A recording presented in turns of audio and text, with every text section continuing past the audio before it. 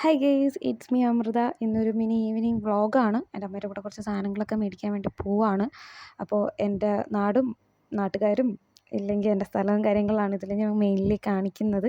പിന്നെ അതിൻ്റെ കൂടെയുള്ള കൊച്ചു കൊച്ചു വിശേഷങ്ങളും ഒക്കെ. ഇഷ്ടമാണെങ്കിൽ ലൈക്ക് ചെയ്യുക, സബ്സ്ക്രൈബ് ചെയ്യുക.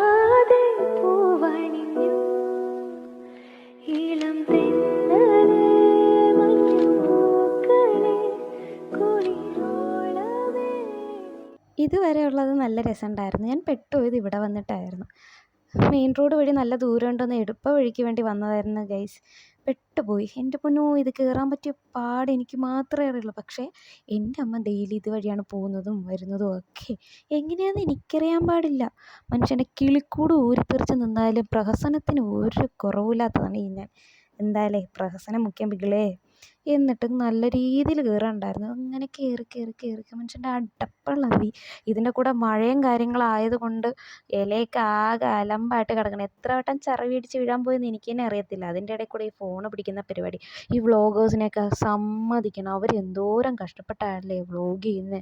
ഓരോ സ്ഥലത്ത് നിന്ന് അഡ്വഞ്ചേഴ്സൊക്കെ ചെയ്യുന്നവരൊക്കെ സമ്മതിച്ചു കൊടുക്കണം. അങ്ങനെ വല്ലച്ചാതെ ഞാൻ മുകളിലെത്തി ഗെയ്സ്. ഇതിനേക്കാളും നല്ലത് മെയിൻ റോഡിൽ വഴി പോകാനായിരുന്നു. ഇത്തിരി എളുപ്പം കരുതി ദൂരം കരുതി വന്നതായിരുന്നു ഗെയ്സ്. ഇതിനേക്കാളും നല്ലത് മെയിൻ റോഡ് വഴി പതുക്കെ നടന്ന് കയറുന്നതായിരുന്നു. മെയിൻ റോഡിൽ എത്തിയിട്ടുണ്ട്. നല്ല കാര്യം. അതിൻ്റെ ഇടയിൽ കൂടെ വന്നപ്പോൾ എന്തോ കണ്ണിച്ചാടി. സന്തുഷ്ടം. ജീവിതത്തിൽ ഞാൻ ഈ വഴി വരില്ല. അമ്മ എങ്ങനെയാണ് ഡെയിലി ഈ വഴിക്ക് ജോലിക്ക് പോകുന്നതും വരുന്നതും. എന്തോ വന്ന് ചാടി. Thank you. എന്തായിരുന്നാലും കൊള്ളാം. അങ്ങനെ വിജയകരമായിട്ട് ഞാൻ മെയിൻ റോഡിൽ എത്തിയിരിക്കുന്നു. മര്യാദയ്ക്ക് അപ്പുറം വഴി വന്നിരുന്ന് ഇത്ര പാടില്ലായിരുന്നു. ഇച്ചിരി നോക്കി നടക്കണമെന്നേ ഉണ്ടായിരുന്നുള്ളൂ. ഇവിടെയാണ് എൻ്റെ അമ്മേൻ്റെ തയ്യക്കട. ഇവിടെയാണ് അമ്മേൻ്റെ ജോലി ചെയ്യുന്നത്. അങ്ങനെ എൻ്റെ പോരാളിയെ വിളിച്ചുകൊണ്ട് നേരെ പോയത് പലവഞ്ഞ കടയിലോട്ടാണ്. അവിടെ നിന്ന് എന്തൊക്കെയോ കുറേ സാധനങ്ങളൊക്കെ അമ്മ മേടിച്ചു.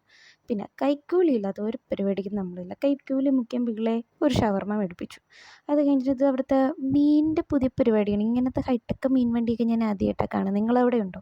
പിന്നെ പച്ചക്കറിയാണ് ഗൈസ്. കുറേ പച്ചക്കറികളുണ്ടായിരുന്നു. എന്തൊക്കെ അതും കുറച്ചൊക്കെ അമ്മ മേടിച്ചു. എല്ലാം ഞാൻ വീഡിയോ എടുക്കുന്ന തന്ത്രപ്പാടിലായതുകൊണ്ട് എന്തൊക്കെയാണ് മേടിച്ചതെന്ന് ഞാൻ കണ്ടിട്ട്.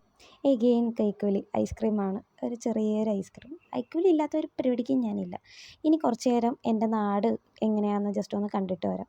എങ്ങനെ കണ്ടാലോ? കാതിലോതാനാളുണ്ടോ, നിലവുണ്ടോ, നെഞ്ചുണ്ടോ, കനവുണ്ടോ, തീയുണ്ടോ, ഒരു ദേശമാകെ ഇന്നാകണം. അഞ്ചാതെ പിഞ്ചാതെ പലതായി പിളരാതെ ഒരു വാനിൻ കീഴേ ഒന്നാവണം. അപ്പോൾ ഇന്നത്തെ വീഡിയോ ഇത്രയേ ഉള്ളൂ. ഇഷ്ടപ്പെടുവാണെങ്കിൽ ലൈക്ക് ചെയ്യുക, സബ്സ്ക്രൈബ് ചെയ്യാൻ മറക്കാതെ. Okay, thank you.